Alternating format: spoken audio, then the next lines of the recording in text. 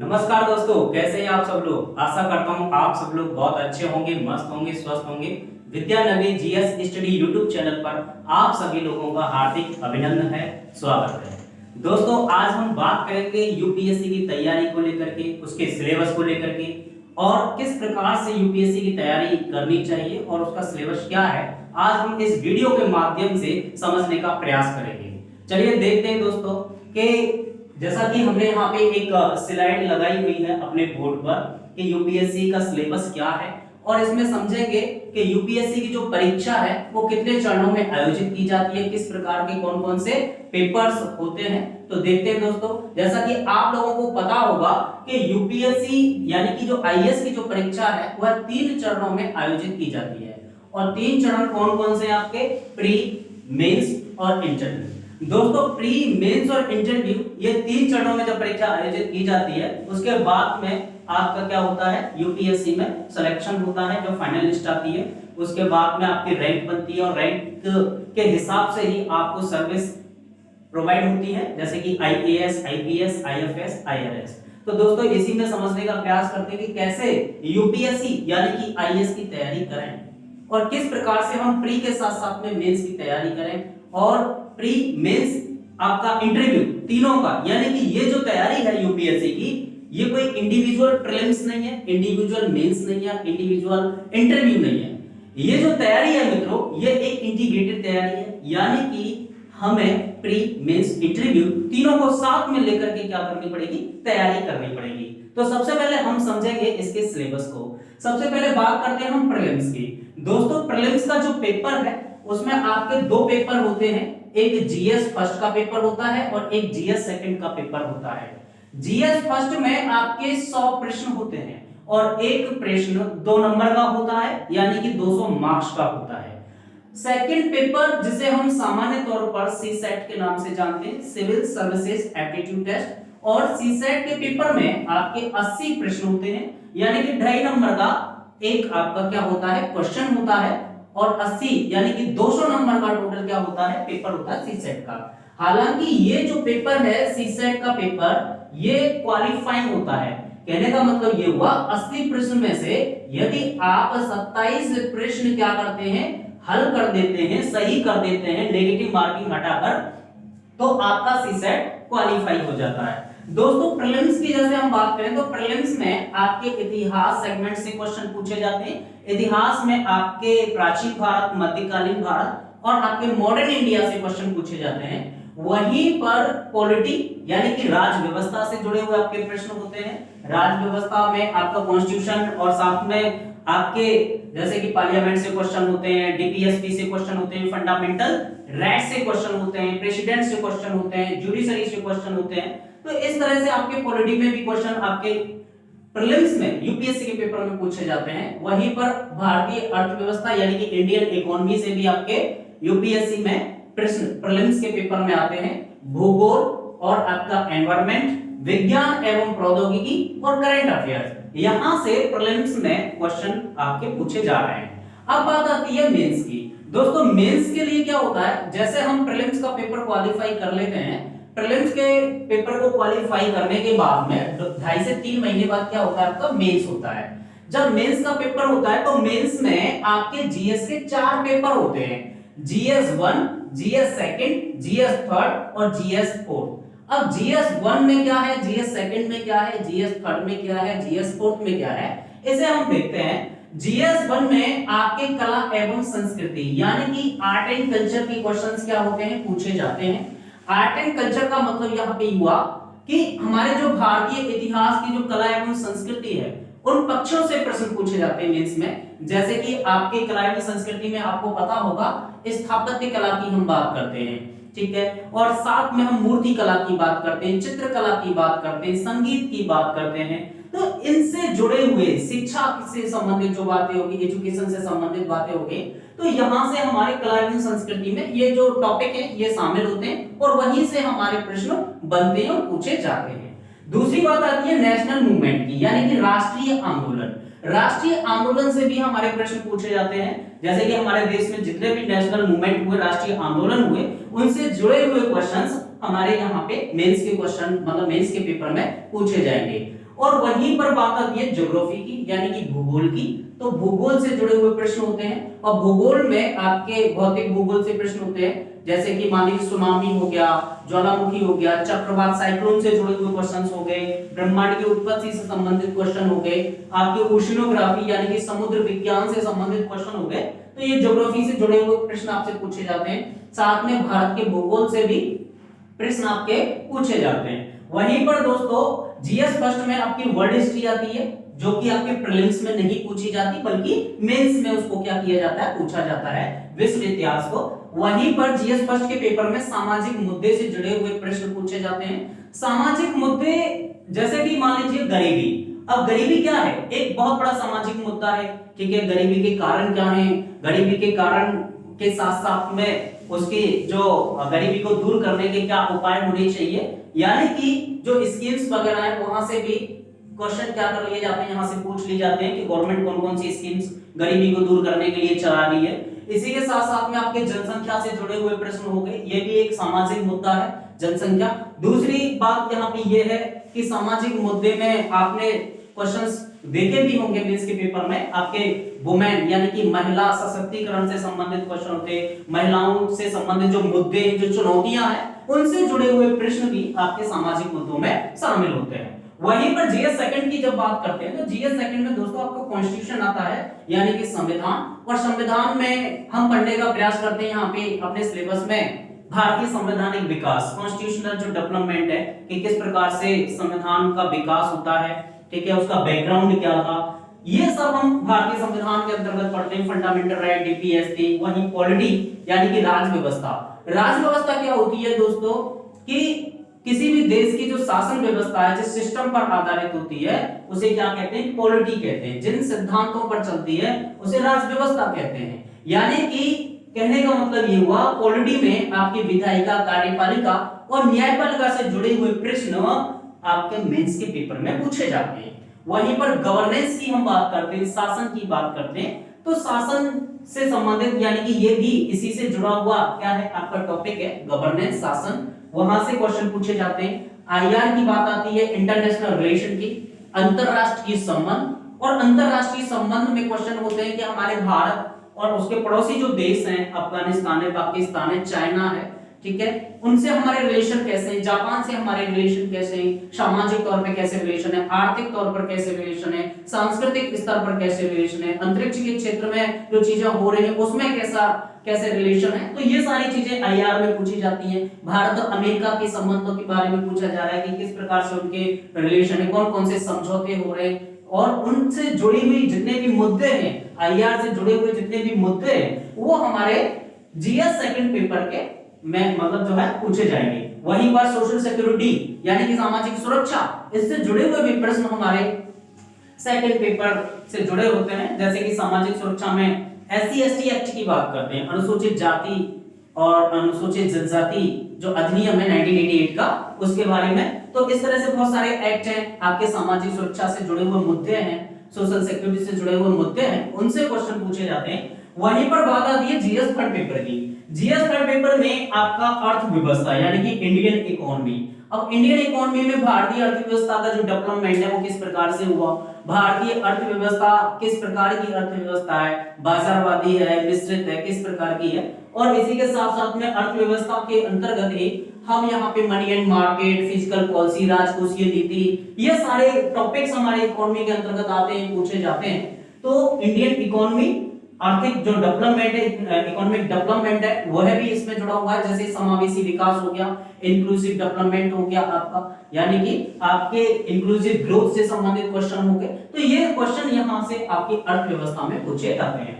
वहीं पर science and technology, विज्ञान एवं प्रौद्योगिकी से जुड़े हुए प्रश्न हमारे जीएस थर्ड पेपर में पूछे जाते हैं। साइंस एंड टेक्नोलॉजी में आपने सुना होगा बायोटेक्नोलॉजी के बारे में, नैनो टेक्नोलॉजी के बारे में, स्पेस टेक्नोलॉजी के बारे में, रोबोटिक्स के बारे में। तो ये जो टॉपिक हैं वो हमारे साइंस एंड टेक्नोलॉजी के अंतर्गत आते हैं। और वर्तमान समय में जो भी नवीन टेक्नोलॉजी, न्यू टेक्नोलॉजी वर्तमान में हमारे सामने आ रही है, उनसे जुड़ी हुई चीजें पूछी जाती हैं। जैसे आजकल आप देख रहे हैं आर्टिफिशियल इंटेलिजेंस का जमाना है, कृत्रिम बुद्धिमत्ता, तो वहां से चीजें आपसे पूछी जा रही है, ठीक है। तो ये सारी चीजें आपकी साइंस एंड टेक्नोलॉजी से जुड़ी हुई है और वहां से प्रश्न पूछे जाएंगे। फिर आता है आपका डिजास्टर मैनेजमेंट यानी कि आपदा प्रबंधन। दोस्तों आपदा प्रबंधन के अंतर्गत आपका फ्लड हो सकता है, बाढ़ हो सकती है, सूखा हो सकता है, कहीं सूखा पड़ता है, कहीं बाढ़ आ जाती है, कहीं ओलावृष्टि हो जाती है, कहीं पे लैंडस्लाइड हो जाता है, भूस्खलन हो जाता है। तो आपदा से पहले आपकी क्या तैयारी है और आपदा के बाद में आपकी क्या तैयारी है, एक सिविल सर्वेंट होने के नाते आपको पता होना चाहिए। इसीलिए यूपीएससी ने डिजास्टर मैनेजमेंट को जीएस थर्ड पेपर में क्या किया, ऐड ऑन किया था। तो यही कारण है कि यहाँ पे ये पूछा जाता है। तो यहाँ से इसके आपदा से निपटने के जो भी उपाय हैं, जैसे हम उसके लिए हमारी एक अथॉरिटी है एनडीएमए करके, एक एक्ट भी है नेशनल डिजास्टर मैनेजमेंट एक्ट, उसकी क्या क्या प्रोविजन है वो सब हम आपदा प्रबंधन के टॉपिक में पढ़ते हैं। वहीं पर बात आती है एनवायरनमेंट की, पर्यावरण की। तो दोस्तों पर्यावरण भी जीएस थर्ड का पार्ट है और पर्यावरण में आपके इकोलॉजी, इकोसिस्टम से जुड़ी हुई चीजें पूछी जाती हैं, आपके बायोडायवर्सिटी से जुड़ी हुई चीजें पूछी जाती है, जैव विविधता, यानी कि उसकी परिभाषा डेफिनेशन के साथ साथ में हम ये देखते हैं कि वर्तमान में हमारे बायोडायवर्सिटी यानी कि जैव विविधता का क्या हो रहा है, हानि हो रही है, लॉस हो रहा है। तो उसके प्रोटेक्शन कैसे किया जाए, कौन कौन से ऐसे मतलब आपके कार्य है जिससे हम उसको क्या कर सके, प्रोटेक्ट कर सके। जैसे कि हम पढ़ते हैं कि बायोडायवर्सिटी का प्रोटेक्शन दो प्रकार से करते हैं, इन सीटू और एक्स सीटू प्रकार से। इन सीटू में क्या है, एक्स सीटू में क्या है, और कौन से कारण है जिनके कारण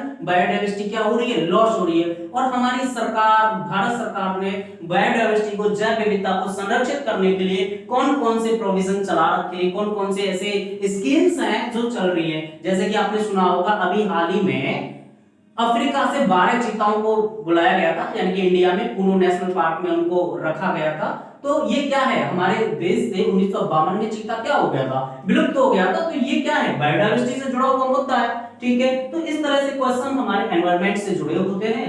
वहीं पर बात आती है इंटरनल सिक्योरिटी की। इंटरनल सिक्योरिटी दोस्तों यह भी हमारे जीएस थर्ड का पार्ट है। कहने का मतलब यह है आंतरिक सुरक्षा में, जैसे कि हमारे आतंकवाद। अब आतंकवाद हमारे देश की आंतरिक सुरक्षा के लिए एक बहुत बड़ा क्या है, चिंता का विषय है। वहीं पर नक्सलवाद की हम बात करते हैं तो नक्सलवाद भी क्या है, एक बहुत बड़ा चिंता का विषय है। उग्रवाद भी क्या है, हमारे लिए बहुत बड़ा चिंता का विषय है। तो इंटरनल सिक्योरिटी के अंतर्गत हम जानने का प्रयास करते हैं कि भाई इसके कारण क्या है, क्या इसका बैकग्राउंड है, कहां से प्रारंभ हुए और किस प्रकार से हम इसको क्या कर सकते हैं, टैकल कर सकते हैं, और इसका हम समाधान यानी कि इसको कैसे कम किया जा सकता है, कैसे इसको समाप्त किया जा सकता है, इसके लिए गवर्नमेंट भी क्या कर रही है। तो ये सारी चीजें इंटरनल सिक्योरिटी के पार्ट में हम देखते हैं, यानी कि इनसे जुड़े हुए जो क्वेश्चंस हैं ये हमारे जीएस थर्ड के पेपर में पूछे जाते हैं। वहीं पर बात आती है दोस्तों जीएस फोर्थ की। जीएस फोर्थ का पेपर होता है सत्यनिष्ठा एवं नीति शास्त्र का, इंटीग्रिटी एवं आपके एथिक्स की हम बात करते हैं, सत्यनिष्ठा और नीति शास्त्र की। और नीति शास्त्र होता क्या है, सही और गलत के मानक होते हैं कि सही क्या है, गलत क्या है, ठीक है, शुभ अशुभ, इस तरह की चीजें, वैल्यू, मूल्य क्या होते हैं। और मूल्यों का हमारे जीवन में ना केवल हमारे जीवन में बल्कि एक सिविल सर्वेंट लाइफ में किस प्रकार से भूमिका वैल्यूज की होती है, उसके साथ साथ में हम यहाँ पे इमोशनल इंटेलिजेंस को पढ़ने का प्रयास करते हैं, ठीक है। तो इस तरह की जो शब्दावली है वो हम जीएस फोर्थ के पेपर में पढ़ते हैं और यहाँ से मेंस में हमारे क्वेश्चन बनते हैं। और यहीं पे इसी में एक केस स्टडी से जुड़े हुए क्वेश्चंस आते हैं और केस स्टडी हमारे कोई केस स्टडी दे दी जाएगी और उस केस स्टडी को पढ़ करके हमें उसका क्या करना पड़ता है, आंसर देना पड़ता है, यानी कि अपनी डिसीजन को वहां पे दिखाना पड़ता है, अपने व्यक्तित्व को वहां पे दिखाना पड़ता है कि किस प्रकार से हमारा डिसीजन होना चाहिए एज ए सिविल सर्वेंट। वहीं पर दोस्तों बात आती है आपके निबंध के पेपर की। तो निबंध का पेपर जब होता है तो ये दो प्रकार का होता है, एक मूर्त निबंध और एक अमूर्त। मूर्त यानी कि आपको दिखाई दे रहा है, अमूर्त यानी कि जो दिखाई नहीं देता। मूर्त यानी कि एक प्रकार से कह सकते हैं कि मूर्त निबंध में सामाजिक मुद्दे से जुड़ा हुआ आपका निबंध हो सकता है, आर्थिक मुद्दे से जुड़ा हुआ आपका निबंध हो सकता है, विज्ञान एवं प्रौद्योगिकी से जुड़ा हुआ निबंध हो सकता है, एनवायरनमेंट से जुड़ा हुआ निबंध आपसे पूछा जा सकता है। और वहीं पे अमूर्त जो निबंध होता है दोस्तों एक प्रकार से दार्शनिक यानी कि जो आपके फिलोसफर्स का जो कोई कोटेशन दे दी जाती है, महात्मा गांधी की कोटेशन दे दी, अरस्तु की कोटेशन दे दी, ठीक है। तो इस तरह के आपके जो फिलोसफर हैं उनका कोई कोटेशन आपको दे दिया जा रहा है, उस पर बोल दिया जा रहा है कि आप इस पे क्या कीजिए, निबंध लिखिए। तो आपके विचार वहां पे जाने जाते हैं। निबंध का मतलब होता है जिसमें कोई बंधन ना हो, यानी कि आप अपने स्वतंत्र तरीके से क्या करें, उसको पेपर में लिख करके आए। तो ये सारी चीजें आपके निबंध में होती है, यानी कि निबंध का भी एक पेपर होता है। वहीं पर मित्रों बात करते हैं हिंदी और अंग्रेजी। हिंदी लैंग्वेज का पेपर होता है और अंग्रेजी का, ये केवल पास करना होता है दोस्तों, और इसके मार्क्स हमारे मेंस के पेपर में नहीं जुड़ते हैं। इसके मार्क्स हमारे मेंस के पेपर में नहीं जुड़ते हैं। और वहीं पर एक पेपर होता है वैकल्पिक विषय, ऑप्शनल। और ऑप्शनल जो पेपर होता है, यदि मान लीजिए आप जो सब्जेक्ट आपके पास में है और उसमें से आपको मान लो किसी को इतिहास पसंद है, इतिहास में रुचि रखता है, कोई व्यक्ति पॉलिटिकल साइंस में रुचि रखता है, या फिर कोई कहता है कि मुझे पब्लिक एडमिनिस्ट्रेशन लेना है, या फिर किसी को संस्कृत साहित्य पसंद है, किसी को हिंदी साहित्य पसंद है, तो अपनी रुचि के हिसाब से वैकल्पिक विषय का क्या किया जाता है, चुनाव किया जाता है। और इसके भी दो पेपर होते हैं, पेपर 1 और पेपर 2। और पेपर 1 250 मार्क्स का, पेपर 2 250 मार्क्स का होता है, और कुल नंबर होते हैं 500, यानी कि 500 नंबर का आपके मेंस के पेपर में ऑप्शनल पूछा जाता है। दोस्तों ये जो है आपके मेंस के क्वेश्चन हो गए, यानी कि मेंस के पेपर हो गए। और वहीं पर जब आप मेंस क्वालिफाई कर लेते हैं तो आपके लिए इंटरव्यू कॉल आती है, जिसको हम सामान्य तौर पे पर्सनालिटी टेस्ट के नाम से भी जानते हैं। और इंटरव्यू जो होता है आपका 275 मार्क्स का होता है। एक बार यहाँ पे ये देख लेते हैं कितने कितने मार्क्स के होते हैं। ये जीएस 1 का पेपर 250 मार्क्स का होता है, जीएस 2 250 मार्क्स का होता है, जीएस 3 भी 250 मार्क्स का होता है, जीएस 4 भी 250 मार्क्स का होता है। कहने का मतलब ये हुआ 1000 मार्क्स का आपके जीएस का पेपर होते हैं, यानी कि 1000 मार्क्स के आपके टोटल 1000 मार्क्स का जीएस होता है, और 500 नंबर का आपका ऑप्शनल होता है, 1500 हो गई ये। और वहीं पर 250 नंबर का होता है आपका निबंध, यानी कि 1750 का कुल मेंस होता है दोस्तों। कुल मेंस जो होता है वो 1750 का होता है। उसके बाद होता है इंटरव्यू 275 मार्क्स का। तो 275 मार्क्स का जो इंटरव्यू होता है, इस प्रकार से देखा जाए तो 2025 मार्क्स का कुल आपके यूपीएससी क्या करती है, ये पूरा पेपर लेती है, यानी कि 2025 कुल मार्क्स होते हैं, उसमें से ही आपकी क्या बनती है, मेरिट बनती है। और जो मेरिट में आते हैं, ठीक है, उनके रैंक वाइज, ठीक है, उनको आईएएस आईपीएस और आईएफएस आईआरएस जैसे जो सेवाएं हैं प्रदान की जाती है, दे दी जाती हैं। अब बात आती है दोस्तों कि आपके मन में ये भी प्रश्न आ रहा होगा, ठीक है हमने समझ लिया कि सिलेबस ये है, किस प्रकार से चीजें हैं, पर इसकी तैयारी कैसे करें। दोस्तों मेरा मानना यह है कि जब भी आप यूपीएससी की तैयारी करते हैं तो यूपीएससी, जैसा अभी मैंने बोला था कि कोई इंटीग्रेटेड तैयारी नहीं है, बल्कि ये ये क्या है, एक इंटीग्रेटेड तैयारी है, एकीकृत तैयारी है। कोई इंडिविजुअल प्रीलिम्स नहीं है, कोई इंडिविजुअल मेंस नहीं है, कोई इंडिविजुअल इंटरव्यू नहीं है, यानी कि तीनों को साथ में लेकर के चलना होता है, तीनों को साथ में लेकर के पढ़ना होता है। कहने का मतलब ये हुआ कि आपको प्री कम मेंस की तैयारी करनी पड़ेगी, प्री के साथ ही मेंस की तैयारी करनी पड़ेगी। अब हम जानेंगे कि कैसे, हाउ कैसे करें। चलिए दोस्तों देखो, सबसे बड़ी बात यह है कि आप देख रहे होंगे इसमें जीएस फर्स्ट के मेंस में मैंने लिखा कला एवं संस्कृति, आर्ट एंड कल्चर, और कला एवं संस्कृति, इतिहास, कला एवं संस्कृति, ये आपके प्रीलिम्स के पेपर में भी क्या किया जा रहा है, पूछा जा रहा है। अब जब प्रीलिम्स के पेपर में पूछा जा रहा है तो ऐसी स्थिति में आप समझो कि हम मेंस में भी पढ़ रहे हैं, यानी कि अगर हम मेंस का पढ़ रहे हैं तो ऑलरेडी हम प्रीलिम्स का भी क्या कर रहे हैं, पढ़ रहे हैं। वहीं पर दूसरी बात आप देख रहे हैं नेशनल मूवमेंट, वो हम हिस्ट्री में भी पढ़ रहे हैं, यानी कि मेंस के पेपर में भी पढ़ेंगे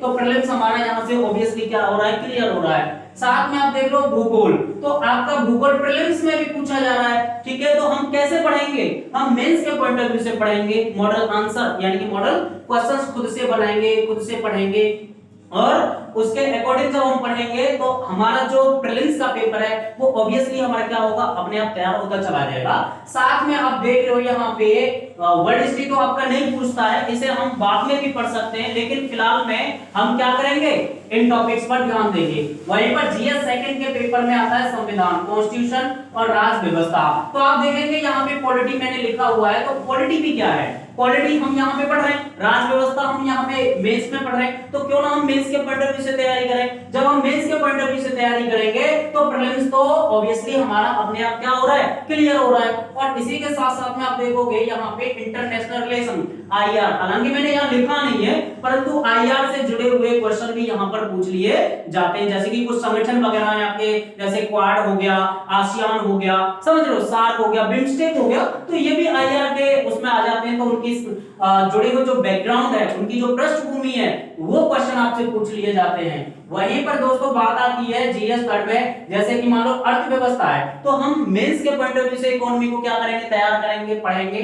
और जब हम मेंस के पॉइंट ऑफ व्यू से इकोनॉमी पढ़ेंगे, क्यों, क्योंकि जीएस के थर्ड पेपर में पूछा जा रहा है इकोनॉमी, तो ऑब्वियसली यहाँ पे आपका क्या हो जाएगा, ये कवर हो जाएगा, यानी कि प्रीलिम्स के पॉइंट ऑफ व्यू से भी क्या हो रहा है, कवर हो रहा है। तो हमें प्रीलिम्स स्पेशल नहीं पढ़ना है, क्योंकि हमें पहले मेंस तैयार करना है। जब मेंस तैयार करेंगे तो प्रीलिम्स ऑटोमेटिकली क्या हो रहा है, तैयार हो रहा है ना हमारा। फिर उसके बाद में साइंस एंड टेक्नोलॉजी की जब हम बात करते हैं तो विज्ञान एवं प्रौद्योगिकी को भी हम मेंस के पॉइंट ऑफ व्यू से पढ़ेंगे। और ये यहाँ पे क्या हो रहा है भाई, प्रीलिम्स में पूछा जा रहा है, तो क्यों ना हम मेंस के पॉइंट ऑफ व्यू से पढ़ें। जब हम मेंस के पॉइंट ऑफ व्यू से पढ़ेंगे तो प्रीलिम्स ऑटोमेटिकली क्या हो रहा है, क्लियर हो रहा है। वहीं पर दूसरी बात दोस्तों, आपके एनवायरनमेंट की बात करते हैं, पर्यावरण की बात करते हैं, तो पर्यावरण में भी आपका मेंस के पॉइंट ऑफ व्यू से पढ़ना चाहिए।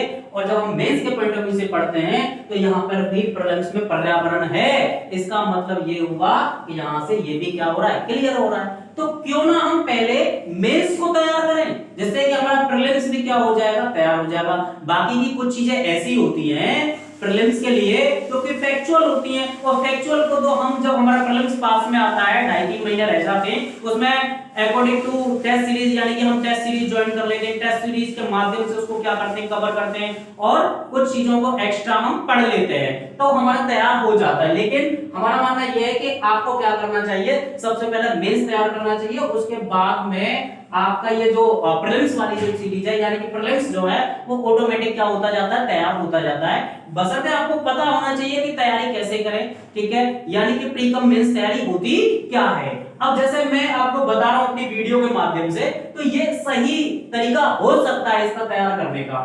वहीं पर हमें जो जीएस फोर्थ का पेपर है, सत्यनिष्ठा एवं नीति शास्त्र वाला जो पेपर है, उसमें हम क्या करेंगे, उसमें तो हम हो सकता है कि जैसे 3 महीने बचते हैं, हालांकि हमें थोड़ा थोड़ा पढ़ना चाहिए, मेंस से पहले भी हमें थोड़ा थोड़ा पढ़ लेना चाहिए, यानी कि प्रीलिम्स से पहले हमें उसको तैयार कर लेना चाहिए, ठीक है।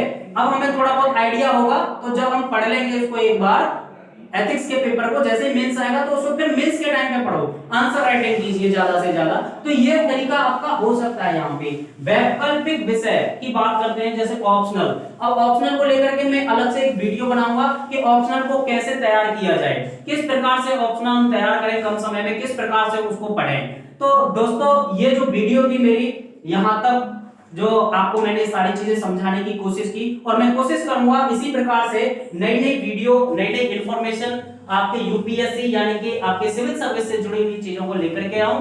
इसी के साथ में आप सभी लोगों से मैं विदा लेता हूं, लेकिन विदा लेने से पहले मैं आपसे कुछ एक बात बोलना चाहता हूं कि ये मेरा यूट्यूब चैनल है विद्या नवी जीएस स्टडी, आप इस चैनल को भरपूर प्यार दें और मेरे चैनल को सब्सक्राइब करें, शेयर करें और कमेंट करें, लाइक करें। जय हिंद, जय भारत।